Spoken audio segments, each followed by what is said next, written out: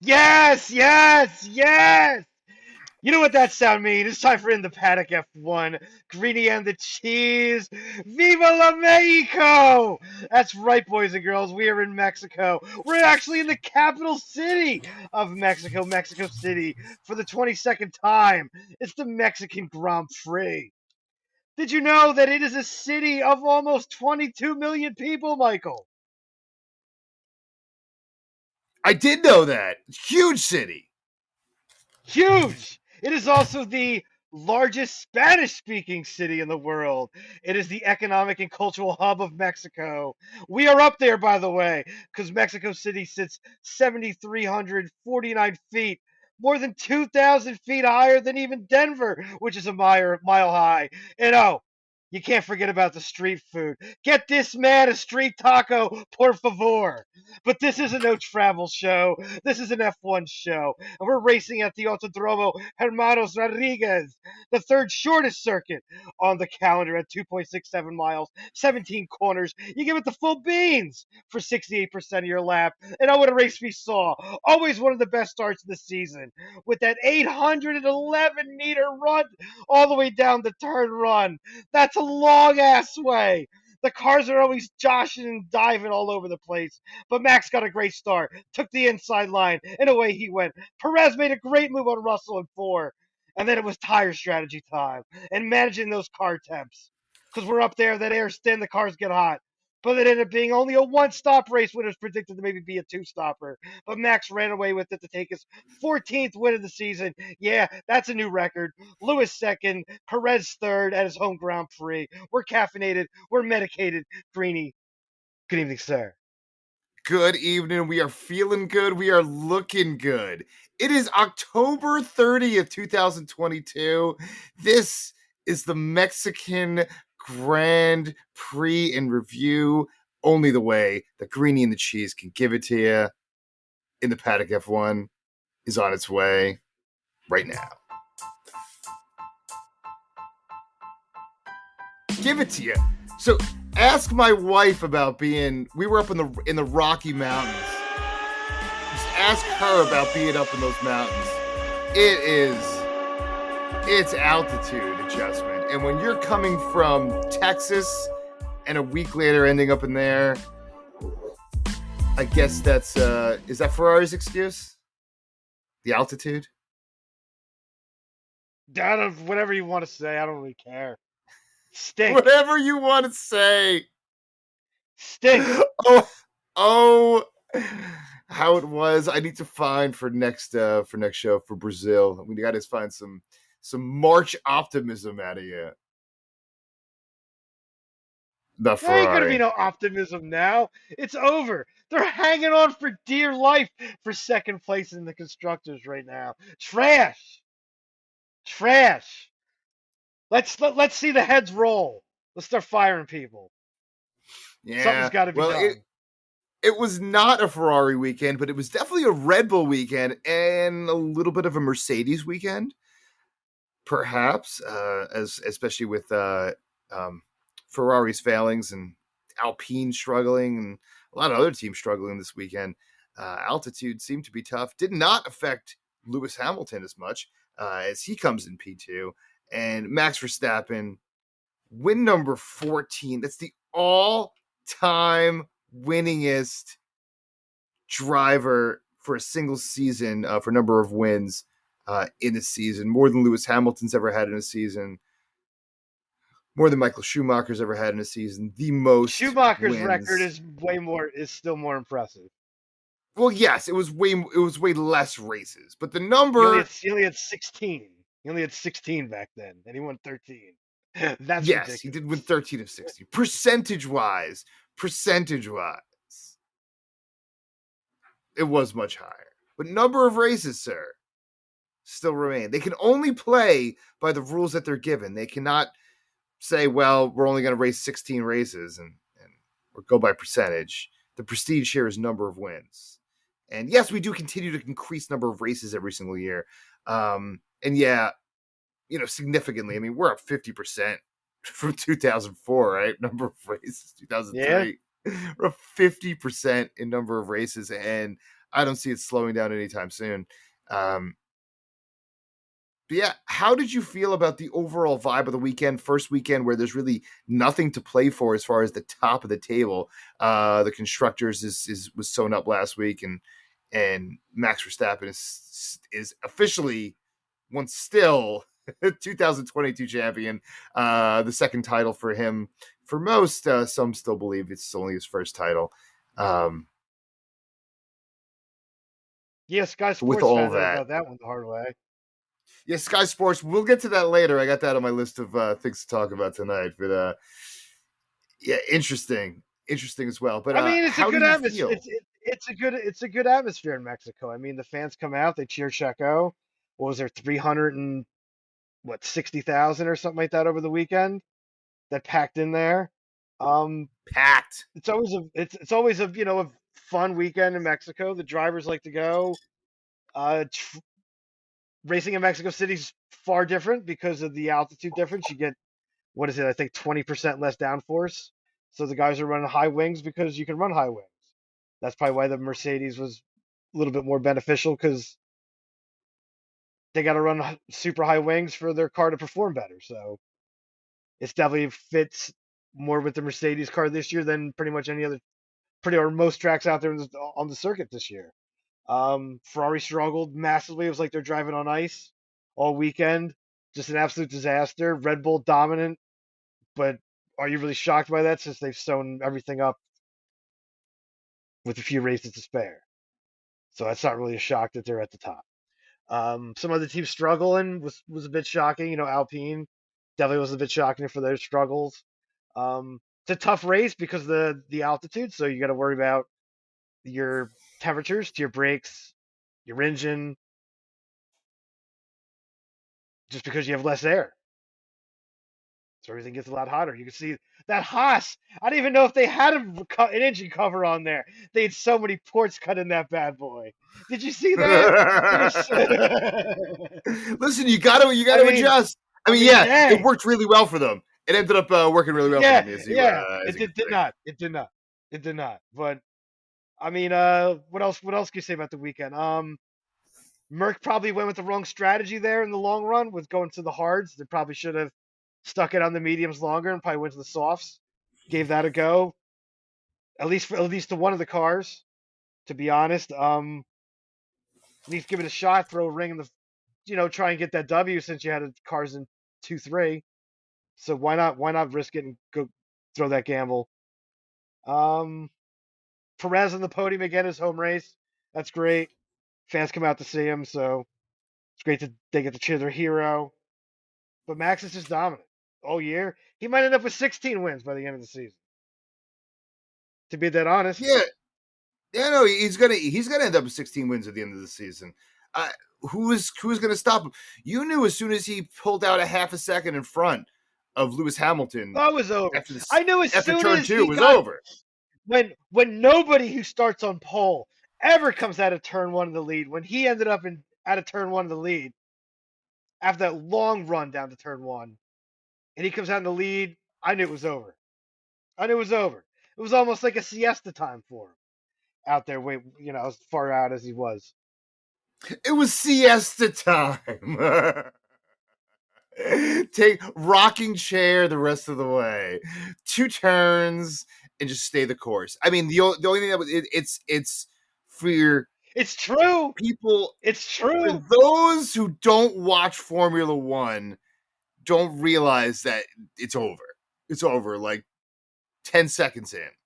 Just max. The only way that 20-foot gap on the first lap might as well be a half a mile. Because the only way something's gonna happen is if he spins out, and even if he spins out and ends up in third, fourth, fifth, or ends up midway down the pack, especially early on, he's gonna come in first anyway. He's gonna pass, and come in first. So but you got to give it up for the Red Bull Garage. Their pit strategies work. All right, 100%. their their their pit stop time is ridiculous. What is like 16 of the top 20 pit stops or something like that this season. I don't know the exact numbers. I don't have them in front of me, but something ridiculous where of the top 20 pit stops or so, they have most of them. And as far as timing and efficiency are concerned, and those seconds count. Those seconds count mightily, and ending up behind a driver or behind someone else when you're getting out of the pulling out of the pit, and where you are, and those seconds really, really matter. So kudos to the entire Red Bull team. Should have talked about it more about last week. We didn't get to about the entire Red Bull team, but up and down, and they do it despite a tough season, despite everything that honestly that F1 has thrown at them, that Liberty Media has thrown at them. We'll get to that later, and we got to start beating up on Liberty Media around here because they suck, dude. And and which is the parent company of Formula One, because they're a big part of this problem. Their greed is becoming a huge part of this problem, and something I definitely want to continue talking about here. Maybe not in this episode. Maybe we'll have a future episode about what a disaster Liberty Media has put Formula One in. Did you hear what happened in the pits? And we'll get to that later. Or I'm sorry, in the garages with these full access passes, and you get these people with full access passes, and they're grabbing the drivers, and they're back there between sessions, and they're touching the car, and all kinds of nonsense is going on back there. The fans think they have all access to everything, and they pay an exorbitant amount of money to have access, and they overextend their boundaries, and Formula One's got to do something about that. Drivers are pissed. Drivers are pissed as hell this weekend. Tell you Drivers that much. were pissed. But anyway, irregardless, we'll get to all of that later. Finish it up. What are your final thoughts before, of course, we get to, that's right, it's Quizmaster's Cockpit. We got winners, we got losers, and I heard through the grapevine that somebody struck it big. Somebody struck it big at the casino at the top of the sky. I heard it through we will see. We will see. Stay with us because we will see if this is true. This is true. But firstly and lastly, final let's thoughts. Go. I just Max dominant. Just 100. Just brilliant. Absolutely brilliant. It's like Schumacher out there.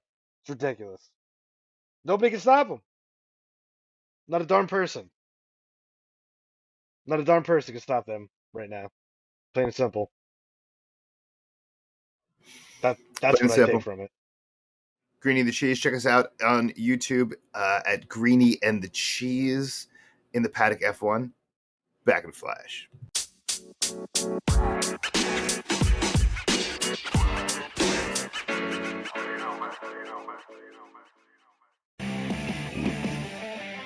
Yes. Greeny the Cheese in the Paddock F1. Can't wait for some off-season. Got some new tunes. New tunes for next year. I can't wait to get into the works. Yeah, the saga of the rig. Paddles are broke.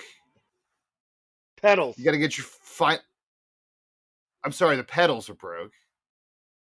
You got to get your financial situation straight, which I hear is getting better by the moment. And once you get all that straightened out, you'll be able to be back in business. And then we'll get some new videos here on the YouTube channel, Greeny and the Cheese.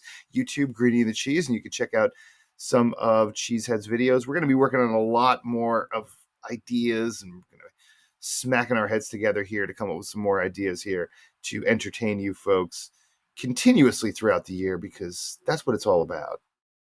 Continuous entertainment. So apparently you want more of Greeny and the Cheese into the Paddock F1 and everything we do. So we're going to give you more. And if you wanted less, we don't apologize. But damn, we're eating up the airwaves. We're eating up the airways. It's okay. There's enough airways for everyone. And of course, we do appreciate everyone that takes the time out to listen after every single race, of course, listens to our nonsense and jumps on board with us. We always are eternally grateful for you guys joining along in this saga as we put out episode 68, 67, something like that this week. So, holy cow, a lot of episodes. A lot of episodes in the book. But of course, I'm stalling for time because, of course, as usual, I'm never ready. Because you're going to drop some questions. And I gotta rack through my brain because every week or every race, I have the ability to do a little more research than I know. And then I'm like, yeah, I'm going to do a lot of research and I'm going to read. And then it never happens. And then I show up to the show and you got a whole bag of tricks for me. I don't know if you have 3 questions or 3 sectors. I apologize. Those sectors may contain as many questions or as few questions as you please. So we have sectors. Let's Will be fair. you stop crying about the questions? It's the multi-part question. Never had a multi-part question in school. Come on. It's pretty Sickened me. brutal, Sickened but me. it's okay. All It's right. okay. It's okay. The racetrack Are you is a brutal strapped place. in? It's not And for are the you faint of heart. ready? I'm strapped in. The helmet's Let's go. on and ready. Let's do it. All right. Question 1. How many different layouts has the Autodromo Hermanos Rodriguez had for Formula One races?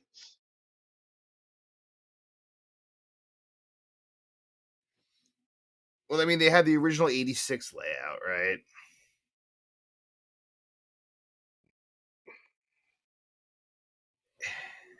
And then obviously they had the 2015 layout. Were there any other layout changes? I think that's it. I would say the original layout and then the revised layout in 2015. There's 3. 3 is the correct answer. What was the third layout? The original layout, and then 86 they changed a couple turns, and then the new one they added the stadium section. So there's 3. So that is Like a red the sector original 1, one and you are incorrect. From the 60s, when the dude hit the dog on the track.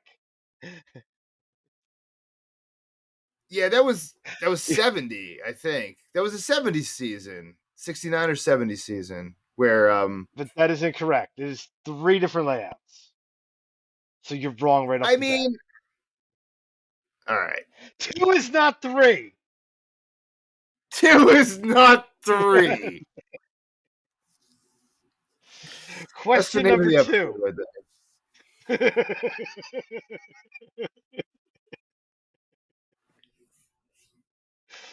All right. Let's see if you're paying attention. No. How many meters is it from the start to turn 1?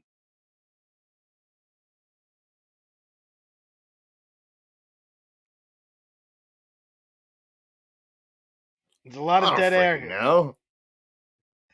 I said it multiple times at the beginning here. They said it multiple times throughout the weekend. If you watched anything, do you have a guess? I'll give you 3 seconds. 2, 200 meters. 1. 200 811. 811. 811. That's right. That's right. So that's right. They did mention that. They did mention that once or twice. They did. They did. So that is incorrect again, sir. Go for the Mexican sombrero. Who has 3 the most wrong wins? answers? Who has the most wins at the Mexican Grand Prix? I think it's Max Verstappen. How many?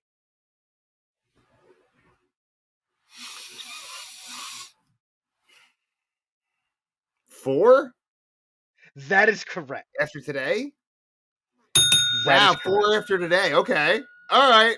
I was actually hoping to get the last one wrong because I don't think I've ever gotten all three wrong. I don't think so. I do not think so. I'll have to go back through the book. I'll have to go crawl back through the records. I'll have to go down into that low basement like Gandalf did in Lord of the Rings and go down there and blow off the dust off the paperwork and take a look to see if you ever got three wrong. But I don't believe you have. They've always gotten one, at least one. And as you've done again, you've gotten at least one. But as decreed earlier in the season here, how you perform in the Quizmaster's cockpit dictates where we go next. And because you're a loser, we're going to go right to losers. And my Thank you, first sir. loser is going to be. Oh, you're very welcome, sir. I thought you'd enjoy that thoroughly. First loser, we're going to give Fernando Alonso. Haven't really been put in the loser column very much, but bad break, engine failure, 19th place finish. Not what Alpine needed here, especially with both of the McLarens finishing in the top 10, getting points. So rough break. I mean, that wasn't And Alonso's Yuki fault, but Tsunoda. whatever. No, but you're still going to lose her because you finished way back there. And it's not good enough because that's not what you needed. And Yuki Tsunoda. Bad break for Yuki as well. Taken out. Had to retire. Bad break because he actually had a pretty decent run going. And those would be my losers. Yeah, I think I'm going to go with a different angle this week. And I think I'm going to go above and beyond for losers. I think it's going to be the just stay home. Just stay home. Both drivers on Haas. Just stay home. Just stay home. You both got lapped. Again. Just stay home. Nicholas Latifi. You got lapped twice by Max Verstappen. Came around at the end and lapped you again. You got lapped twice. You just stay home. All right. You got two races to Well, go. he's got 2 races to go and he is staying home. Just stay home. Just stay home. Because I don't think loser cuts it. I mean, you gave us the DNFs there. Well, it was bad breaks. You know, you're still a loser. You didn't finish at the front. Hurt your team for the points battle, so you get a loser. And then you Yeah, came up with just stay home. So yeah. I just thought of that right there. You know, and we can throw in Aston Martin there as well. You know, Sebastian Vettel threw a good one out, but you know, they had a rough weekend. I don't know about just stay home for them, but they could definitely go up in their loser pile because they had a rough weekend all around. I thought Vettel was going to do a lot better this weekend. He definitely didn't. And there you go. Let's start off so with that that'll crop take of us in. losers there. So that'll take us into winners then. Even though he made a boo boo, got a 10-second penalty, still finished seventh. We're gonna give Danny Ricciardo a winner because we've been blasting Danny a lot this year. Yeah, he's Seventh been place blasted finish. a lot recently.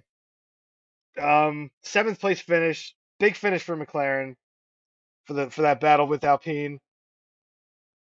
Big points for the team. So we're gonna give Danny Ricciardo in there. And we've also been blasting this gentleman recently. So I'm gonna put him in the winners for getting in the points, and that is Valtteri Bottas. There you go. He's been blasted You a know, lot recently, especially by you, sir. But his performance has been subpar. Alfa Romeo finally brought some updates, apparently. You know, maybe you should have done that early in the season because you stunk so far all year. But you got to give the little kudos. Valtteri drove hard. 10th place finish. It's a big finish for Alfa Romeo, and those will be my winners. So I yeah, can he's no leave you some longer Esteban. scraps. leave you the scraps. Yeah, he's no longer, at least for 1 week, no longer Valtteri Bottas there for at least a week. I'm going to give it to George Russell coming in a solid fourth. He was way back, about 50 seconds behind Verstappen and about 30 seconds, finished 30 seconds or so behind Lewis. But he did have a strong weekend. I'd like to see more from Russell. He definitely faded second half of the season, but definitely was strong all weekend. Got to give it to George Russell. And let's see where else we can go here. If I had to give it to anyone, I'm going to look at towards the back of the pack, and I'm going to look at Alex Albon. What he's been doing, a 12th place finish, and I know it's not a points finish, but that Williams car is junk. That Williams, and you look at his teammate who gets lapped twice, only driver on the grid today to get lapped twice, and Albon comes in 12th. That's tremendous. I like that. So I'm going to give it to Alex Albon. And those are my winners, sir. All right. Which only leaves us with one thing. And one thing only. I need to slap my goddamn for that. That is right. I got an interesting one for you today. So get out that powder. Red Bull pit crew. Blew Perez's stop. Perez's stop. Took away an absolute 1-2 finish. That they could have definitely had. Definitely probably would have had a 1-2 finish without that disastrous pit stop. So I'm going to give it to Red Bull pit crew. Because that was awful. So get out the powder. Slap your goddamn selves. Ooh. That kind of eases into my next segment in a little bit here. Great job all around. We got one more segment coming up. You do not want to miss this because I think one of us sealed it up. We got 2 races to go. We were back and forth. I think we were between 300 Greeny bucks and somebody just blew it up.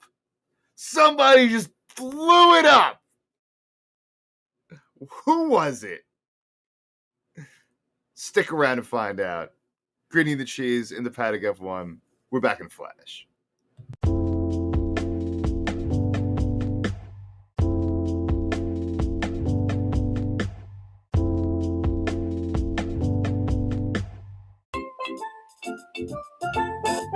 Oh yeah! We're back! You know what that sound means, boys and girls? That's right. It's time to take that fantasy ride to that fantasy island of Greentopia, where the beer flows like wine and the wine flows like beer, and the cannabis grows as far as the eye can see. And we take that walk to the top of the hill, the casino in the sky, tickets in hand. Are we cashing in? Or are we checking out? Yeah, I would hate to check out of this beautiful, glorious beachside hotel that we have here with the steel drums playing. Greentopia, baby. No place like it. So I was doing some numbers, and I don't think it's as insurmountable as I had originally thought here. But you did have over 7-1 odds on the trifecta this week, which, sir, you hit it. It's been a long time coming, but you hit it. You also had Max for the win. I had Max for the win as well. My trifectas did not hit. Biggest gainers, both of ours stunk. You had Vettel. Had K-Mag. What a joke that was. And yeah, I think Alex Albon was the biggest gainer at +5. So here we are. You, sir, are in the driver's seat with 6,550 Greeny bucks. Pretty decent return on investment. Started with 5,000, now you're up to 6,550. I, on the other hand, am up as well. I am now back up to 5,900. I didn't get back over 6,000 as I've been trying to, but I am just below. So you, sir, have a 650 Greeny buck lead with 2 races to go. I got to hit something big here, or it's going to be lights out. The Mad Hatter is coming out the next 2 weeks. I can still get it.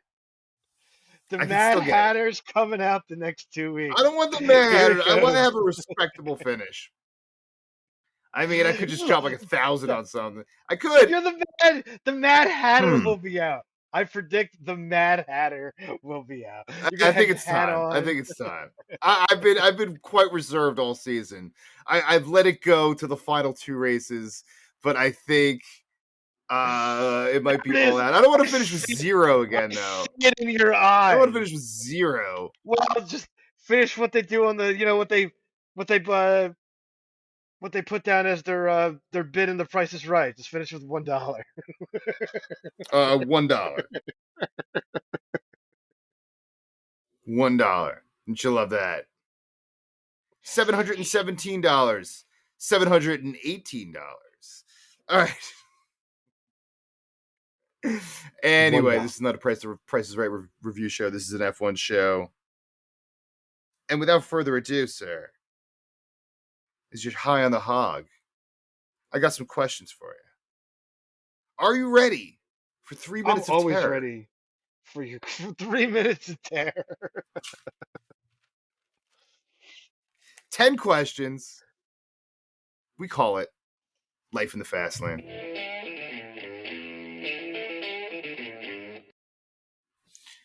Let's do it, sir. Got my music cued. Right. Let's go. Hold on. No, you don't. And away we go. Red Bull continues to distance themselves from the pack. Will it be more of the same in 23? Looking that way. Same kind of cars, so we'll see what happens. But looking like they're probably still going to be dominant. Next. Checo podiums again in Mexico. But he should have came in second if it wasn't for that pit disaster. Yeah, he should have came in second. Dude, that was a disastrous.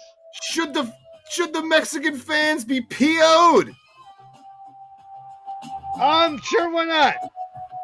Get fired up. Could have had second place. Next. Revolution. Fernando Alonso got his P7 back at the U.S. Grand Prix due to Haas not protesting in time, according to the FIA. When should be the official time to protest so we can actually have the race results at the end of the race? I don't know. Probably right after the race. Get that done quick, not like hours later. It's ridiculous. Next. Max Verstappen has had enough of Ted Kravitz's jabs about his quote-unquote illegitimate title. Is it a black eye for Sky Sports or business as usual in the UK? I mean, the British media is rough, but I mean, it probably doesn't look so good. So, yeah, next. Max could win a record-shattering 16 races this season. Is 17 race wins unattainable? This year, yes.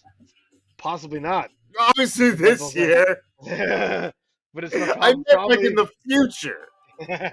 I mean, it's definitely a possibility for sure. Next.